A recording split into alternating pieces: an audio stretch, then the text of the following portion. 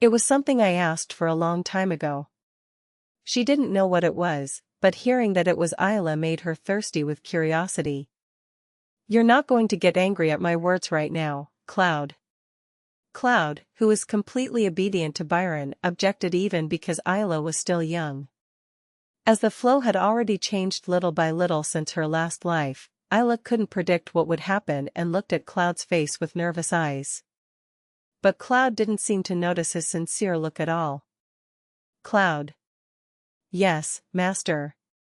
Cloud seemed to hesitate under Byron's repeated pressure, but finally relented and gave a sympathetic answer. Okay, then let's eat. With a proud expression, Byron returned Ayla to her seat and began to eat, but Ayla couldn't concentrate on the food at all. What story was it? He gave Cloud instructions on what to do. That also related to her and her work. As a result, he had no choice but to finish his dinner without knowing whether the food was going into his mouth or nose. His curiosity was satisfied in a few days. Cloud had given him the answer. Although Byron had returned to his normal life, it was dangerous to move out immediately, so Ayla, who had spent a few days quietly with an anxious mind, couldn't help but panic. What is this? Following Laura's guidance, she entered the unknown room where Cloud was waiting for her and asked in a surprised voice. He obviously didn't ask because he had no idea what it was. The only reason she asked was because she wasn't sure why she had arrived at that particular time, even though the surroundings seemed all too familiar. A glass vivarium containing live poisonous snakes and poisonous insects and various dried poisonous plants. Starting today you are going to study how to manipulate poison. Cloud opened his mouth darkly. Poison? So suddenly. He began learning how to handle poisons when he was 15 years old and was almost ready to join the dukedom. Only after mastering most of the other skills did Cloud begin to teach him how to handle poison. This was because handling poison was too dangerous for a child to learn.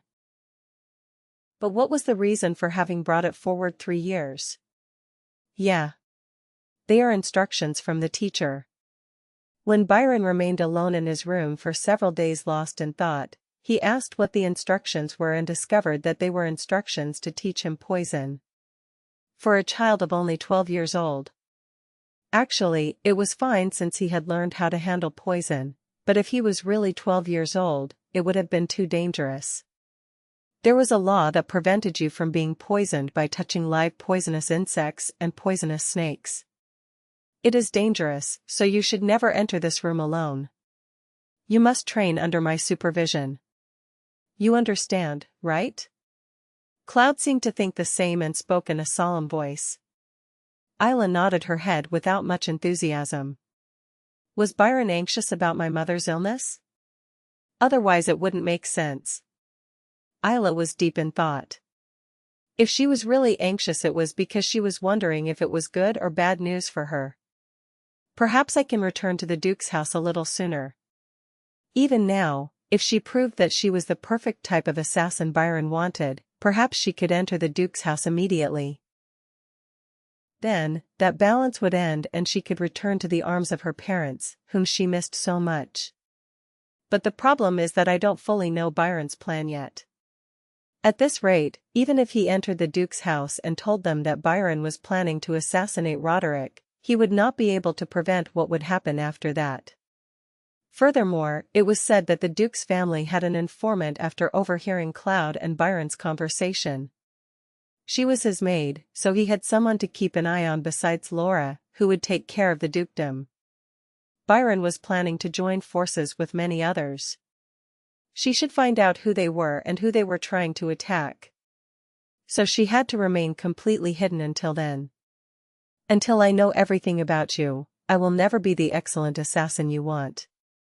With that promise, Ayla clenched her fists.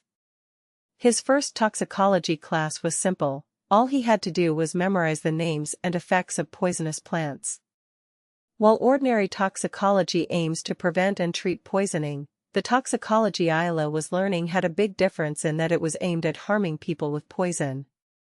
As if he hadn't expected much from the beginning, Cloud wasn't bothered when he confused the name of the poisonous plant or couldn't remember its effect.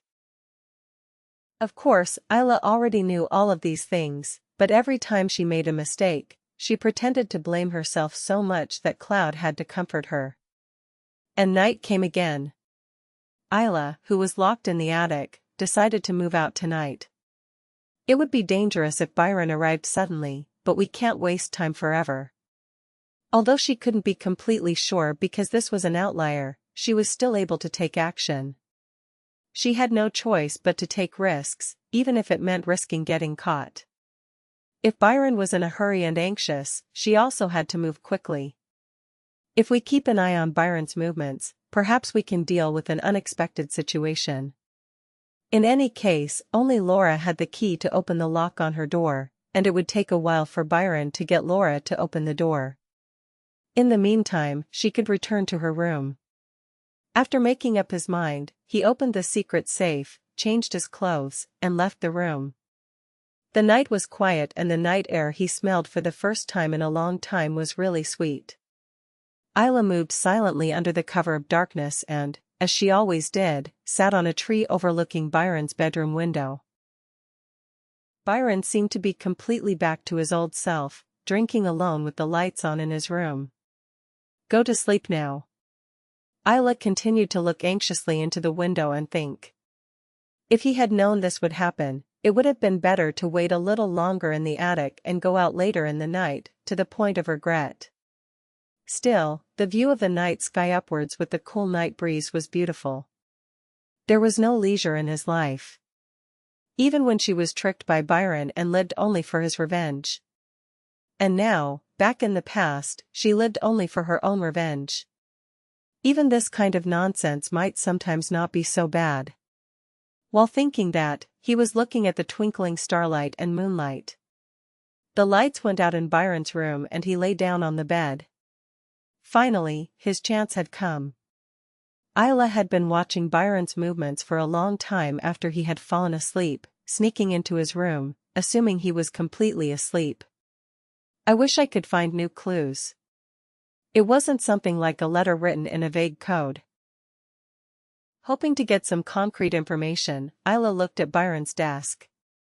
However, the desk where letters and documents were clearly stacked before, for some reason, was clean and tidy today. Did you clean it? It's a shame. He tried to open the desk drawer just in case, but the drawer couldn't be opened because it was locked. Do I have to come back like this without having won anything? What a pity. Ayla bit her lip and looked around. As his eyes adjusted to the darkness, he began to see the landscape of the room a little more clearly. As Ayla looked around, she noticed something she had never seen hanging on the wall next to her desk. She looked at Byron to see if he would wake up and then walked over to the wall. This? Is it a map? Ayla looked closely at the map hanging on the wall, trusting in the moonlight. He didn't know much about geography because he had been wandering around since he was young, not knowing where he was, but this was clearly a map of the Palace Empire. It was because he saw a familiar place name. Things like Venator, the capital of the empire, where he returned to live as duke, or the dukedom of Weishafen in the far north. Ayla looked back at Byron and studied the map carefully. In the moonlight, he could see some X's all over the map.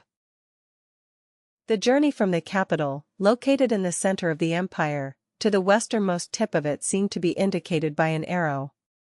It has the date written on it. Next to each X was a date. The date of the first stop after leaving the capital was about 3 days away. What did this map mean? He ran his finger along the arrow, careful not to touch the map. Meanwhile, a rustling sound was heard behind her. Byron seemed to have moved. Shit. She couldn't understand why someone who rarely woke up once he fell asleep would suddenly do so. Ayla felt embarrassed, but quickly hid under the desk. If Byron discovered her, it would be a disaster for her. The crunching didn't stop. Instead of just tossing and turning for a moment, it made a clicking sound. He also heard the sound of someone getting out of bed and stepping on the floor. Surprised by the sudden situation, her heart began to beat so hard that it seemed like her ribcage was going to burst.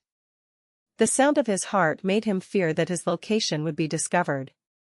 Please, please. He closed his eyes tightly and prayed. Byron lay back on the bed, breathing normally, hoping he would fall asleep. But his wish did not come true. She was hiding behind a desk and now she could hear his slow, measured steps, getting closer and closer. No, please don't come. Due to his sensitive hearing, the sound of those small steps felt like nails were being hammered into his skull. The sound of Byron's footsteps grew closer and closer, and finally he came within a stone's throw of her.